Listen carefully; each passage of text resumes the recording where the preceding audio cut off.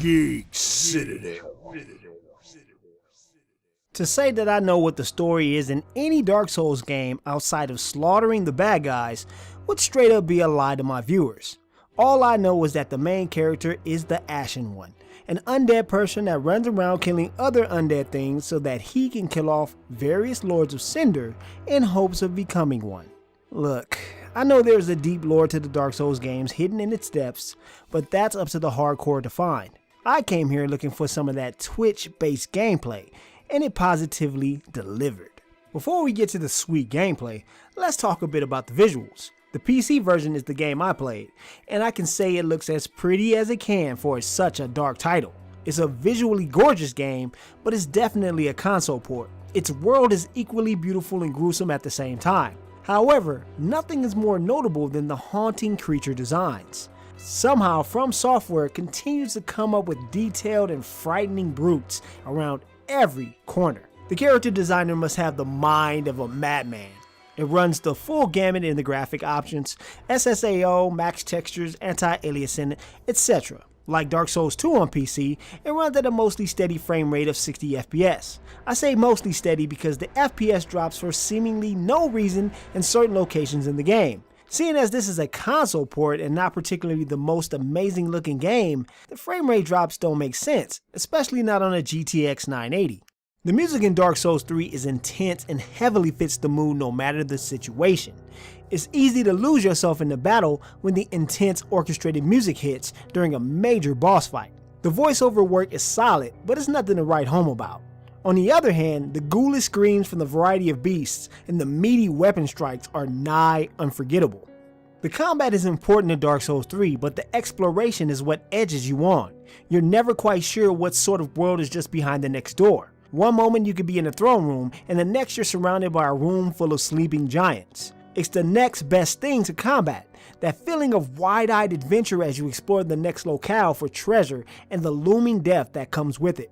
Dark Souls 3 pits your ability to observe patterns and tap buttons with precision to avoid dying to even the lowliest of enemies.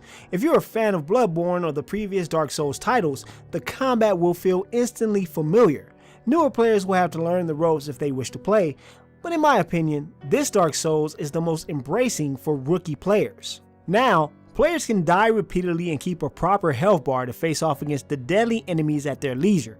You still lose souls when you die, but that's another area where they've made change for the newer crowd. In Dark Souls 2, you couldn't really grind enemies to receive souls. After respawning enough of them, they would disappear and never come back to that area. Dark Souls 3 always respawns enemies from a previous area after activating a bonfire, so players can lose big hordes of souls in death, but will still have the option to grind for more when necessary. So if you're a person that likes to grind out stats, you're in luck with Dark Souls 3. Speaking of bonfires, this game has plenty of them scattered around each location, which makes it easier to travel than ever before. This allows for retreating to the main hub for items and upgrades at a casual pace. It's a little easier once you've gotten the hang of the patterns of the enemies, but you will still need to be on guard as monsters can still cut you in half without warning. That being said, you are probably going to die hundreds of times just to get to a stable position. As I said earlier, the punishment in Dark Souls 3 isn't as bad as it was in previous iterations. This allows you to die constantly but also learn from your mistakes without being unjustly penalized. Sure, you'll lose a ridiculous amount of souls, but you'll be able to push through the pain to create a powerhouse of your own. Dark Souls 3 is a game created out of skill, and most builds are directly related to how you play the game. It's probably one of the few games where you can be a butt-naked man with a stick and still beat some of the hardest bosses. It's a different category of fun compared to other games. You normally have this determination to push onward, fight, die, and fight again. To brace yourself as you walk around the next corner or spin the camera around as you cross a bridge, only for the fear that some beast could pull you down into the abyss. When you finally strike down a boss that stilted your progress after 20 deaths and you feel that rush of victory, this is Dark Souls 3 at its very best.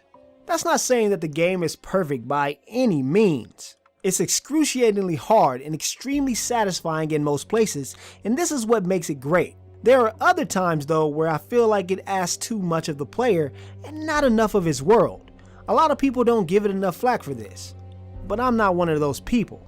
One of my major concerns with the Souls series is how much realism surrounds the main character and nothing else. I don't have a problem with the fantastical world, but it's the realism versus fantasy in the gameplay that ruins the dynamic. There are a lot of things that we shouldn't have to ignore just so the game can be difficult. You have a stamina bar, take high amounts of damage, and spacing matters when using weapons near anything with collision. You're slowed down by wearing too many heavy items, and some weapons can't be used without the correct stats. In every aspect, all the monsters ignore these acts of realism. Dark Souls 3 is only hard because the enemies don't have these limitations. They aren't smarter than you, and their aggressiveness is what makes them dangerous. They never try to trick you into a false sense of security. Their main goal is to attack endlessly in a pattern until they become vulnerable. If stamina wasn't an issue, this game probably wouldn't even be that difficult. It's at this point that I can't forgive Dark Souls as a series for a few design choices. The game is designed to be played how it wants you to play it. Enemies are overly aggressive and can swarm you without any penalties to their actions. They aren't weighed down by armor, they don't collide with the walls with big weapons, they can attack through friends without doing damage but still hit your character. It's a bit insufferable how much cheap play the computer can get away with. Dark Souls doesn't do much to allow human ingenuity to come into play. Its logic is centered on destroying the avatar by both fair and unfair means. It doesn't care that enemies can slaughter us through walls and pillars. It could care less its auto-targeting camera system doesn't work well for multiple attackers. You never really get to think outside the box, and it instead wishes you to conform to its ways even if some of those ways ruin the gameplay. My character has all the logic of realism, but when I enter a forest with different types of animals that team up only to kill my character, I lose touch with the world. These are legacy issues that come up all too often and add an unwelcome frustration to a game about precision and skill.